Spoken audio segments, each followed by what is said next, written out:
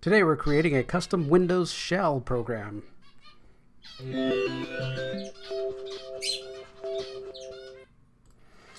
All through IT, there are different challenges that we have, and one of those is keeping users from going off and using whatever program they want, or making things as simple as we can for users when they're logging in, getting on machines. One problem, of course, is that over the years, up until Windows 7, the start menu that Microsoft had was extremely the same, very little changed. And then Windows 8 came out, and 8.1, and then Windows 10, and then it just got all to be, different. They're moving all the control panel things around, everything else, and having users having the same type of launch menu, what they're looking at, what they're connecting to all the time, be the same and be fairly controlled is something that's good for IT. I have less phone calls, less problems when what programs they need to launch are right in front of their face. Okay, so let me switch over here to my computer that I'm working on. Now there's a program that I use. It's called AutoIT. So from the name, you can gather, of course, that it's how to automate different IT processes, and you can kind of do the same thing with PowerShell and different things like this, but for creating a window with menus that do different things, I've always gone and used AutoIT for that. It's a quick, easy download. I don't think it's very big. It comes with, you can get an editor, but I typically use Visual Studio Code, and there's a plugin. There is a AutoIT plugin so that you get color-coded, code, and it makes it really nice and easy to edit things. So what we're going to be doing is we're going to be creating a menu that pops up for users, and then we're going to go into Windows and change the registry so that menu is what comes up as default. So AutoIT, I'll put this script up in my Bitbucket, so if you want to look at the code and see how it's done and what's going on and alter it and update it for your own purposes, you can do that. But in this code, there's some includes that we need to have some constants. The GDI is the graphics part, some buttons, some other GUI constants, the date, because I put the date on there. Then you have to define variables, and then you define all of your buttons and display your window. And then when you come down towards the bottom, depending on what button is pushed, like if this button here for QuickBooks, if you happen to have QuickBooks, you push that button, then it'll run QuickBooks. If you push I create a link in the public directory so that people can go check what printers are doing. I can run Chrome, or you can just go run Explorer and let people manage some files. I mean, you can go back and get run regedit and change everything back if a user has access to that, but typically I've limited users to just basic functions on the computer, not administrative. So that kind of keeps them from changing it back. And the nice thing is if something goes wrong, they get stuck, they can hit the logout button, it'll log them all the way back out, and they just go back in and they get this menu again. So if I run this, so here's the script, and if I run this script with AutoIT, it comes up with this window. And this window has just some basic functions, right? It'll launch Google Chrome. I can check, what my printers and devices are doing. This one, I happen to have a command prompt just to add another command here. I don't have QuickBooks installed on here, so that button is not going to do anything. But I mean, it displays the time, it displays the user login. You can put, like a company logo here. I can click this to launch Explorer to go do things. But here we still have like all the other regular Windows things. So let's go to the registry and change shell. So you want to go to computer, HKey, local machine, software, Microsoft, Windows NT, current version, WinLogon, and then there'll be a shell key here. Now I can change this shell key to be C:\\/ menu / menu.exe. That's where my menu has been compiled and placed. And we'll go over how to compile into it here in a sec. Okay, so now if I close that out and I log off of my computer here and then I log back in, I just get this menu. So I don't have any distractions. I don't have anything else around here that anybody can click on. They can click Google Chrome and go do, Google Chrome stuff.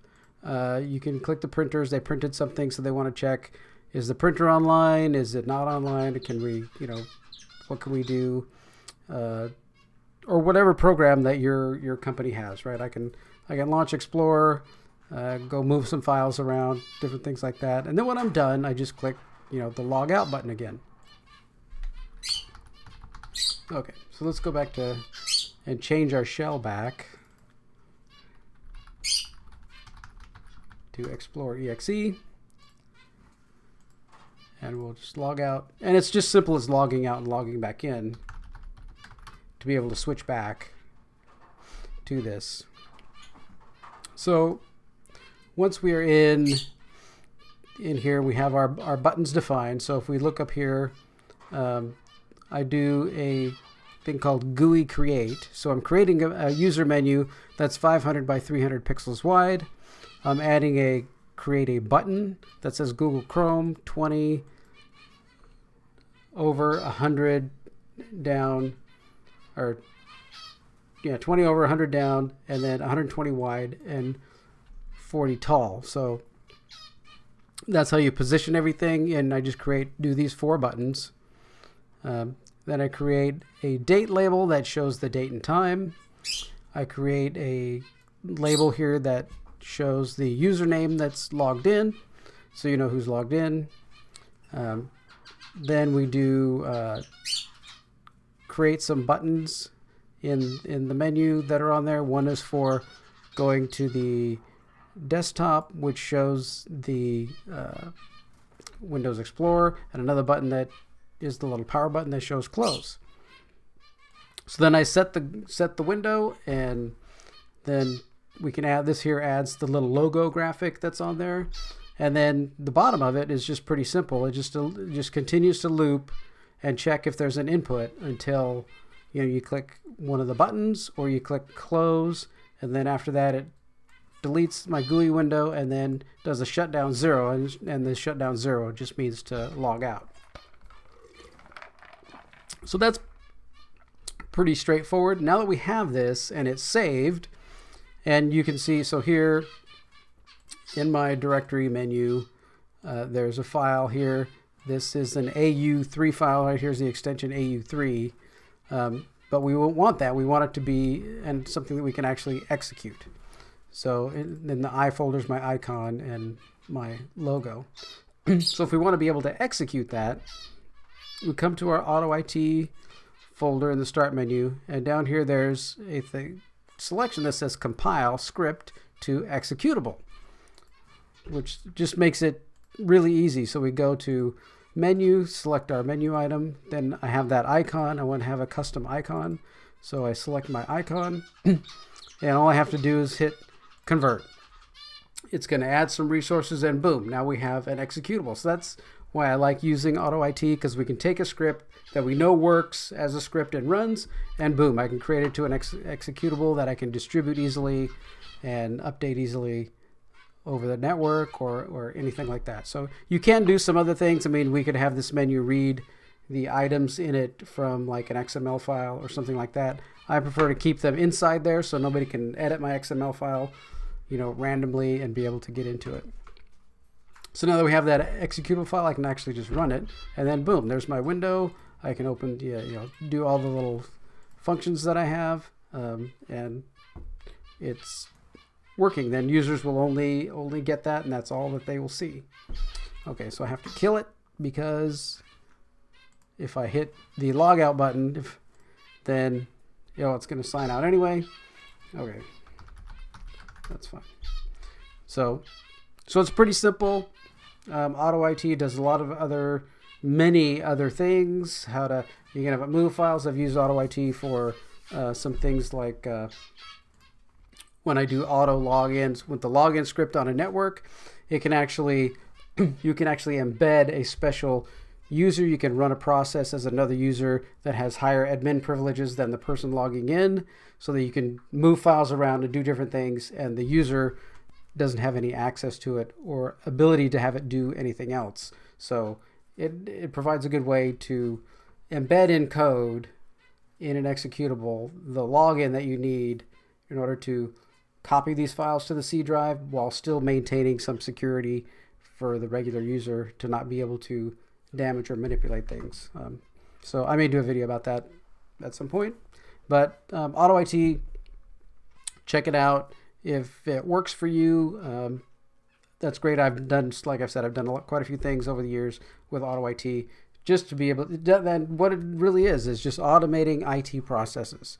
I mean, a lot of it now I can do with PowerShell, which is what I'm using. I've kind of moved away from that for some things like the menu that I was showing here.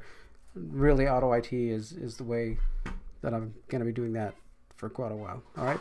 Well, thanks for watching this. If you have any comments, any questions about AutoIT, or any questions about how the menu works, leave those comments below. I will put that code up in Bitbucket, and there's always a link down below to where all my code is stored. So thanks for watching this one. Take care.